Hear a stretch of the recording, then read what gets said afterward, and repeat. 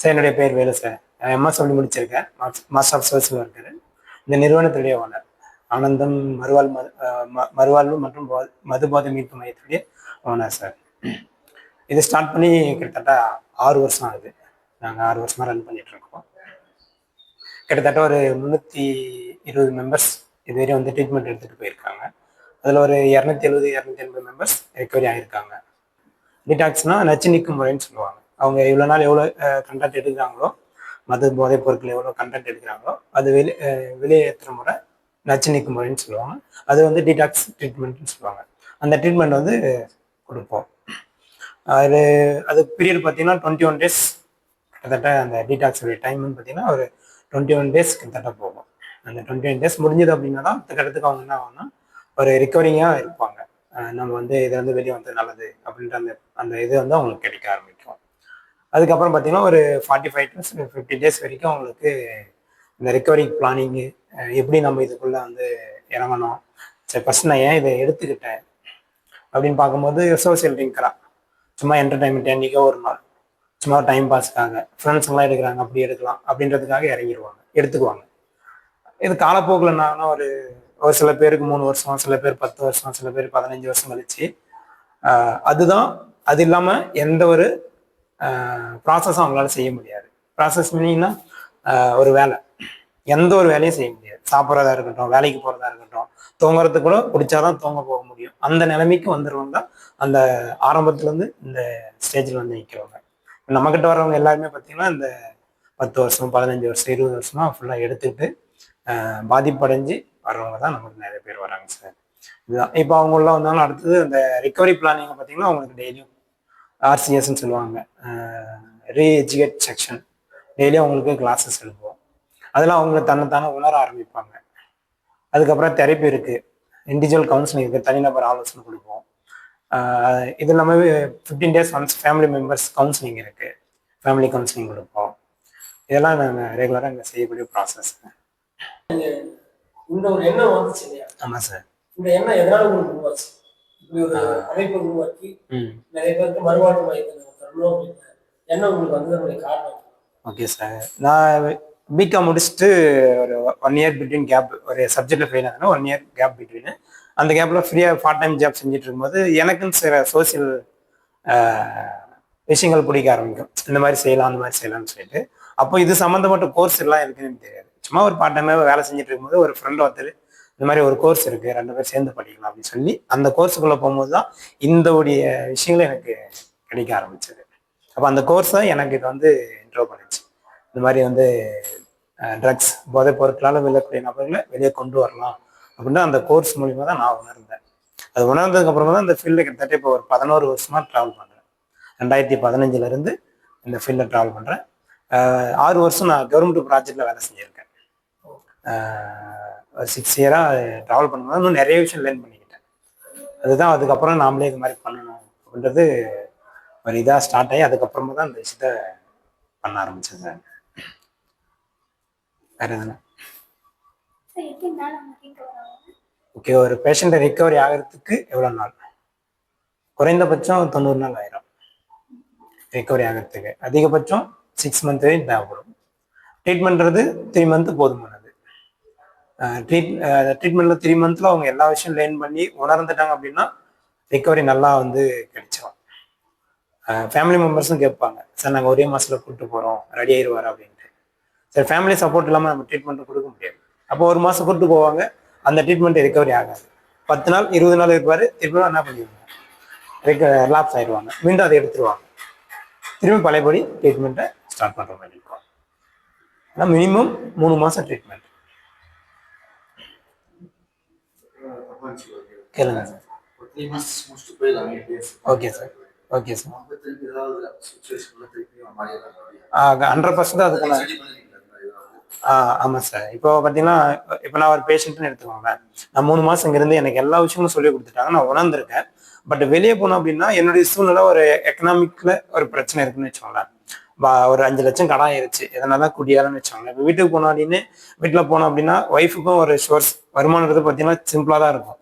இப்போ அவங்க நார்மலாக இருந்தாலும் இந்த கமிட்மெண்ட்ல வந்து ப்ரெஷர் ஏறும்போது நம்மள ஒரு கேள்வி கேட்பாங்கல்ல, நீ ஒழுங்கா இருந்தால் அந்த நிலைமை நமக்கு ஆளாயிருக்குமா அப்போ என்ன ஆயிரும் என்னுடைய மைண்டு, எனக்கு என்ன தோண ஆரம்பிக்கும், நான் இவ்வளோ நல்லா ட்ரீட்மெண்ட் எடுத்து நல்லா வாழணும்னு நினச்சி வந்தேன், ஆனால் என் பொண்டாட்டி என்னை புரிஞ்சுக்கலையே, அதே கேள்வி கேட்குறாங்க அப்படின்னு சொல்லிட்டு நான் என்ன பண்ணிடுறேன்னா இந்த சுச்சுவேஷனை நான் மாறதுக்கான வாய்ப்பு இருக்கு.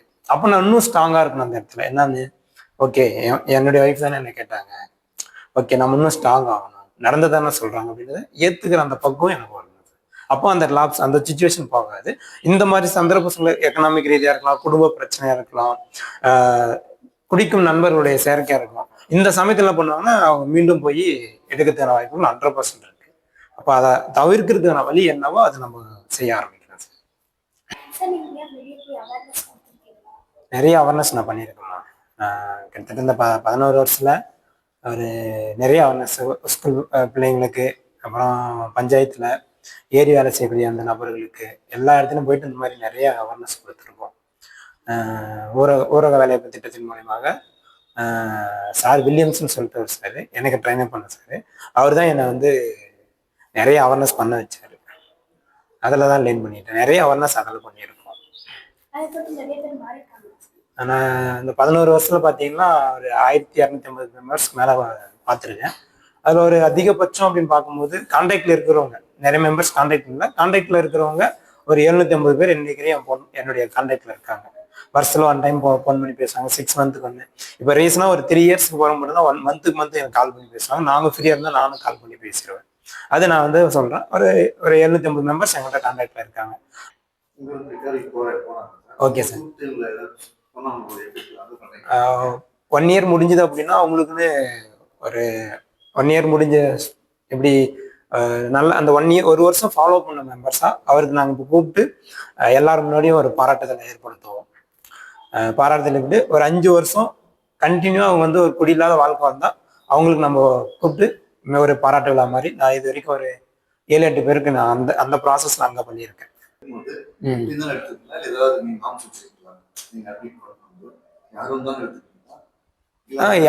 இல்ல நாம்ஸ் பார்த்தீங்கன்னா நம்ம வந்து இப்போதைக்கு மேல் மட்டும் தான் பண்ணிட்டு இருக்கோம், ஃபீமேல் கிடையாது. அதான் ஃபர்ஸ்ட் நேம். நாம்ஸ்ன்றது மேல் மட்டும் தான். 18 வயசுலேருந்து 65 வயசுக்குள்ள தான் எடுக்கணும். எல்லா கேசஸ் நாங்கள் எடுப்போம் சார். பேசிக்ஸ்ல இருந்து ரொம்ப சிவியரா வராங்க போது எடுப்போம். சிவியர்ல வந்து ஒரு சில விஷயத்த நாங்கள் பார்ப்போம்.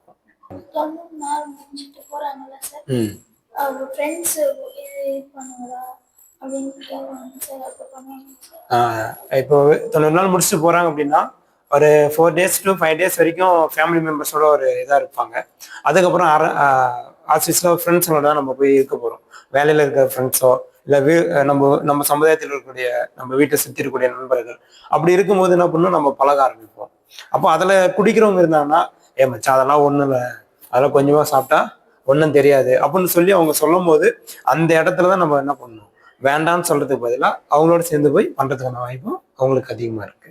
அப்போ அதுதான் சமாளிக்கணும். அதுக்காக தான் நம்ம இங்க மோர் தென் அவங்க இங்க வந்து தங்கிறதுக்கு காரணம்னா வெளியே போனோம் அதை சமாளிக்கிறதுக்கு அவங்க தயாராகணும். ஏன்னா அப்பதான் அவங்க அவாய்ட் பண்றதுக்கான வழி கிடைக்கும். இல்லை அப்படின்னா அவங்க எப்போ கூடிய நிறுத்திடுவாங்க. அந்த போதை பொருளை நிறுத்துறது வந்து முன்னாடி நிறுத்துறதுக்கான வாய்ப்புகள் அதிகமா இருக்கு. அங்க முடியறதில்ல. அங்க ஏன் முடியுதுன்னா அந்த ஃப்ரெண்ட்ஸுங்க வந்து சிமுலேட் பண்ணிட்டே இருப்பாங்க. வா ஒன்றும் இல்லை போயிட்டு வரலாம், இங்கே போயிட்டு வரலாம் அப்படின்னு சொல்லி கூப்பிட்டு போய் அவங்க என்ன பண்ணுவாங்க, எடுக்க வச்சுட்டே இருப்பாங்க. அவங்க யோசிக்க விட மாட்டாங்க. குடிக்கிறத மட்டும்தான், அந்த போதைப் பொருள் எடுக்கிறத பற்றி மட்டும்தான் யோசிக்க வைப்பாங்க தவிர அதை நிறுத்துறத பற்றியோ குடும்பத்தை பார்க்கறத பற்றியோ அவங்க அதை யோசிக்கவே மாட்டாங்க.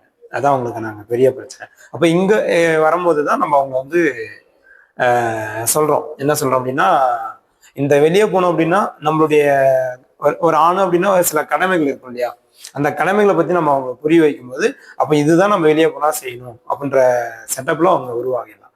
அப்போ அந்த நண்பனை அவாய்ட் பண்றது அவருடைய வேலை. வேண்டாம், எனக்கு குடிச்சா உடம்பு ஒத்துக்காது அப்படின்னு ஏதாவது ஒரு ரீசனபிள் ஒரு விஷயத்த நம்ம சொன்னோம் அப்படின்னா அவங்க என்ன பண்ணுவாங்கன்னா அவாய்ட் பண்ண ஆரம்பிப்பாங்க. 1 நாள் 2 நாள் 3 நாள் அவாய்ட் பண்ணோம் அப்படின்னா கூட சேரவங்க நினைப்பாங்க, நம்ம போய் கூப்பிட்டா வர சொல்றான், இதுக்கு மேலே நம்ம ஏன் அவனை கூப்பிடணும் அப்படின்னு சொல்லிட்டு அவங்களே விலக ஆரம்பிச்சிருவாங்க. அப்படி விலகிட்டாங்கன்னா இவரை நம்ம வந்து ரிகவரி பண்ணிடலாம். இதுதான் நம்ம வந்து அவங்களுக்கு ஒரு 90% அவங்கள அந்த இடத்துல செக்யூர் பண்றது இதுதான் அதுக்கான வழி. சரிங்களா? நார்மலா பாத்தீங்கன்னா நிஜாம்பாக்ல இருந்து கஞ்சா வரைக்கும் அதுக்கு மேல ஹெரோயின், ப்ரௌன் சுகர் எல்லாமே இது எல்லாமே போதைப் பொருள். நிஜாம்பாக் கூட போதைப் பொருள் தான். நார்மலான ஒரு பாக்கு. அது ஏதாவது ஒரு சமயத்தில் எனக்கு ஜென்ரல் ஆகலை அப்படின்னா நான் எக்ஸாம் பார்க்க போகிறேன் அப்படின்னா அந்த ஒரு நாளைக்கு மட்டும் தான். பட் நான் எல்லா வேலையும் காலையில் ஒரு வேலை போடுவேன், 11 மணிக்கு போடுறேன், 3 மணிக்கு போகிறேன், 5 மணிக்கு போடுறேன், 7 மணிக்கு போடுறேன், திரும்ப படுக்கும்போது ஒரு பாக்கெட், கிட்டத்தட்ட ஒரு நாளைக்கு 6 பாக்கெட் எக்ஸாம் பார்க்க போகிறேன் அப்படின்னா அப்போ அது எனக்கு என்ன பண்ணும்? அது இல்லாமல் என்னால் எந்த ஒரு ப்ராசஸும் பண்ண முடியலன்றன நான் ஆளாயிட்டேன். அப்போ அதை அவாய்ட் பண்ணி தான் அதுதான் அடிக்ட்னு சொல்லுவாங்க. அதே போல் வீட்டு இருந்துட்டு நாங்கள் கூட்டிகிட்டு வர முடியல அப்படின்னும் போது அவர் எப்படி சார் நாங்கள் கூட்டிகிட்டு வர்றது? இப்போ ஓகே, இங்கே வர்றவங்களுக்கு நீங்கள் பண்ணி கொடுத்துருவீங்க. சப்போஸ் வீட்டிலே இருக்காரு, வரமாட்டேன்றாரு, அவர் எப்படி சார் நம்ம சரி பண்ணுறது அப்படின்னா இங்கேருந்து வந்து நாங்கள் வீட்டிலே வந்து பிக்கப் பண்ணிட்டு வந்து ட்ரீட்மெண்ட்டும் கொடுக்கலாம். வீட்டிலே வந்து ஃபேமிலி மெம்பர்ஸ் கிட்ட எல்லா ப்ராசஸ் சொல்லிட்டு அங்கேருந்து வந்து நம்ம கூட்டிகிட்டு வந்து என்ன பண்ணுவோம், ட்ரீட்மெண்ட் வந்து ஸ்டார்ட் பண்ணியிருக்கோம். அதுவும் பண்ணுறோம், பிக்கப் பண்ணிட்டு எங்கே இருந்தாலுமே. நியர்பை நமக்கு இப்போ பார்த்தீங்கன்னா இந்த பக்கம் திருவண்ணாமலை, தருமபுரி, சேலம், வேலூர், பெங்களூரு, ஒசூர், இந்த பக்கம் கிளம்பங்கம், இந்த பக்கம் தான் இது வரைக்கும் பண்ணிட்டு இருக்கோம். ஏன்னா நிறைய சென்டர் இருக்கிறதுனால எல்லா இடத்துலையுமே ட்ரீட்மெண்ட் நடக்குது. நமக்கு இங்கேருந்து எப்படி ஃபாலோ போகிறது அப்படின்னா, இங்கேருந்து போகிறவங்க ரெக்கவரி ஆனாங்க அப்படின்னா அந்த இடத்துக்கு போனால் நம்ம வீட்டுக்காரன் தெரிஞ்ச அந்த விஷயத்த கிரியேட் ஆகுது. அதன் மூலியமாக தான் நமக்கு கேஸ் வருது. அவேர்னஸ் வந்து நம்ம ஜென்ரலாக கொடுத்துட்டு வந்துடுறோம். பட் அந்த அளவுக்கு அது கான்ஃபிடென்ட் கொடுக்காது. அவேர்னஸ் விழிப்புணர்வு ஏற்படுத்திடலாம். எல்லாருக்கும் இந்த மாதிரி விஷயம் இருக்குன்னு நம்ம விழிப்புணர்வு ஏற்படுத்திடலாம். பட் ஒரு நம்பகத்தன்மை ஏற்படுது அப்படின்னா, அங்கேருந்து ட்ரீட்மெண்ட் எடுத்துட்டு போனால் அந்த ஊரில் ஒருத்தர் இருந்தாருன்னா பரவாயில்ல, அவர் போய் அங்கே ட்ரீட்மெண்ட் எடுத்துட்டு வந்தாரு, ஒரு 2 வருஷம் குடிக்கல, 1 வருஷம் குடிக்காம இருக்காருன்னா மற்றவங்களுக்கும் ஒரு நம்பிக்கை ஏற்படும். அவங்க என்ன பண்ணுவாங்க, நம்ம வீட்டில் இருக்கிறவங்கள திருத்தலாம் அப்படின்ற ஒரு எண்ணம் அவங்களுக்கு ஏற்பட ஆரம்பிக்கும். அந்த மாதிரி ரிகவரி ஆகுது, அந்த மாதிரி பேஷண்ட் தான் நிறைய வர ஆரம்பிக்குது. போதைப் பொருள் எதிர்ப்பு மன்றம் ஒரு கிளப். Okay sir. அந்த கிளப் சார்பாக தான் நான் உங்ககிட்ட இந்த நேர்காணல் பண்ணோம். Thank you sir. ரொம்ப சந்தோஷம் சார். நிறைய பேருக்கு மறுவாழ்வு கொடுத்துருக்கீங்க. கண்டிப்பாக சார். எங்கள் கிளப் சார்பாக உங்களுக்கு பள்ளியும் சார்பாக மனமார்ந்த நன்றி சார். நன்றி சார். Thank you sir.